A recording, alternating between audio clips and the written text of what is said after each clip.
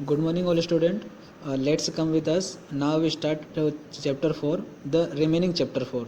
Okay तो कल हम लोगों ने पिछले क्लास में द सेल के बारे में हम लोगों ने पढ़ा था, जिसमें हम लोगों ने सेल के बारे में सामान्य सा परिचय, सेल की खोज, discovery of the cell and organisation of the cell organism, यानी कि उसका संगठन, ये सब हम लोगों ने पढ़ा था। फिर हमने उनके कोशिका के कुछ भाग भी देखे थे। आइए हम लोग आज देखते हैं सेल स्ट्रक्चर एंड फंक्शन। थोड़ा विस्तृत में हम लोग देखेंगे। So you are already know that through cells show a lot of variation in their shape and size. They have a number of things and features in common. All plants and cells consist of the three basic parts or components. यानी कि जैसे हम लोग कोशिका के बारे में पहले से जानते हैं, ये इनके आकार प्रकार में अलग अलग होती हैं और कोशिकाओं में अनेक कार्य लगभग एक समान ही होते हैं। तो हम लोग देखेंगे कि जो सभी प्लांट सेल हैं और एनिमल सेल्स हैं, उनके बेसिकली 3 पार्ट्स होते हैं: cell membrane, cytoplasm and nucleus. ये आप चित्र देखिए, इसमें आपको एनिमल सेल और प्लांट सेल दोनों के यहाँ पर चित्र दिख रहे होंगे, जिसमें उसके विभिन्न और जो मुख्य अंग हैं वो सब सामने ही है। फिर हम देखते हैं the cytoplasm and nucleus are enclosed within the cell membrane, also called plasma membrane. यानी कि साइटोप्लाज्म या कोशिका द्रव्य और न्यूक्लियस यानी कि केंद्रक, ये दोनों कोशिका की मेम्ब्रेन से जुड़े रहते हैं और जो इसको हम लोग प्लाज्मा मेम्ब्रेन भी कहते हैं। फिर आइए हम लोग देखते हैं प्रोटोप्लाज्म। प्रोटो का मतलब होता है फर्स्ट और प्लाज्मा का मतलब होता है लिक्विड। तो किसी कोशिका का जो जीवित द्रव्य है, लिविंग सब्सटेंसेस, उसको हम लोग प्रोटोप्लाज्म कहते हैं। It includes the cytoplasm and nucleus, और इसमें साइटोप्लाज्म और न्यूक्लियस दोनों आपस में जुड़े रहते हैं।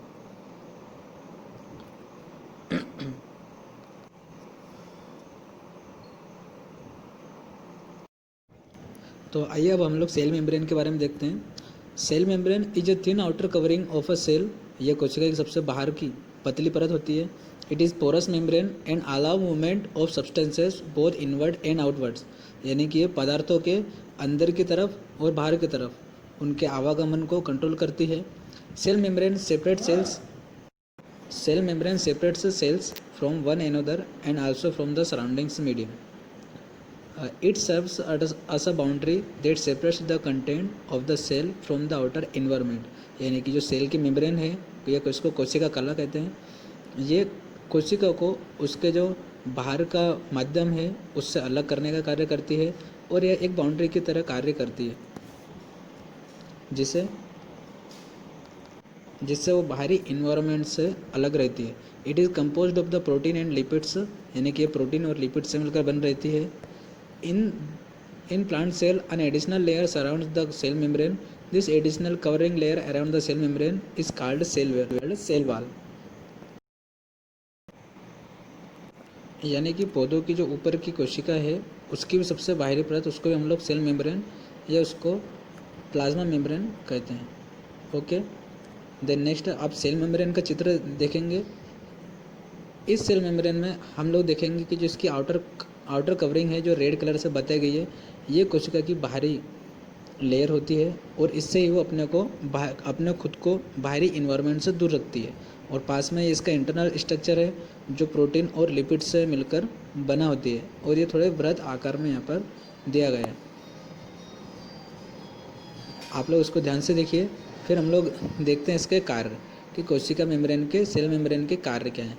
तो आइए देखें हम लोग। Function of cell membrane, it allow movement of substances both inwards and outwards, यानी कि अंदर और बाहर दोनों तरफ पदार्थों का आवागमन करती है।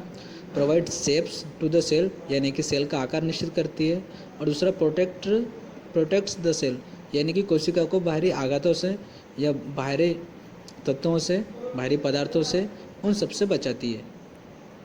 ओके, अब आइए हम लोग देखेंगे सेल के साइटोप्लाज्म के बारे में। तो अब ये चित्र देखिए। इस चित्र में सेल का साइटोप्लाज्म आपको दिख रहा है, जो अंदर ग्रे कलर का होता है। बाकी के जो कलरफुल हैं, ये सब सेल के ऑर्गेनिज्म हैं।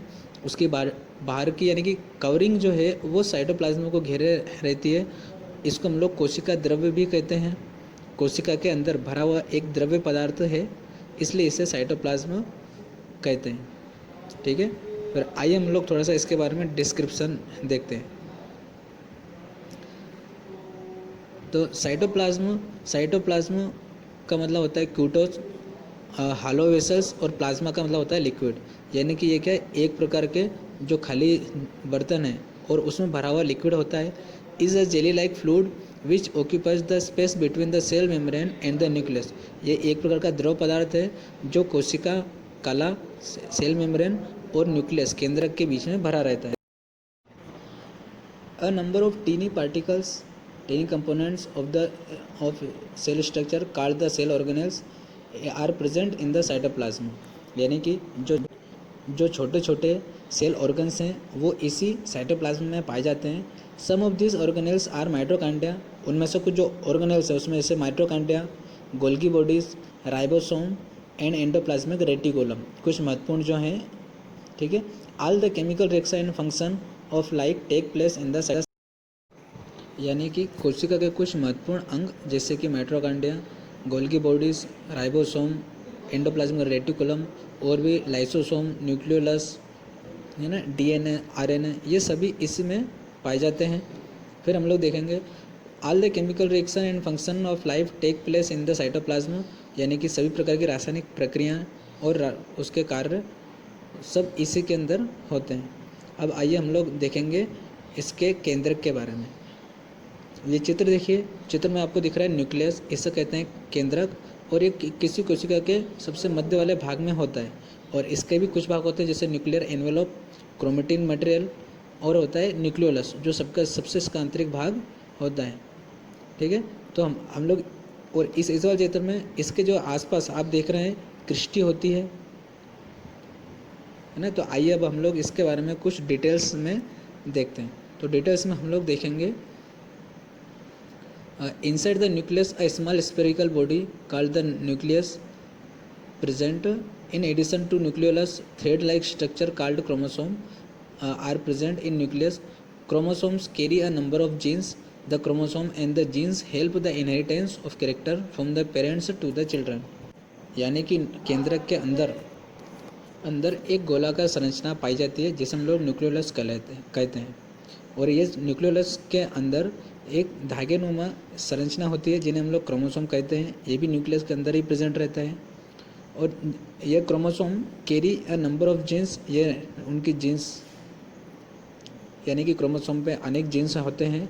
और इन जीन्स का काम होता है कि जो माता पिता के गुण है उनके बच्चों में ट्रांसफ़र करना।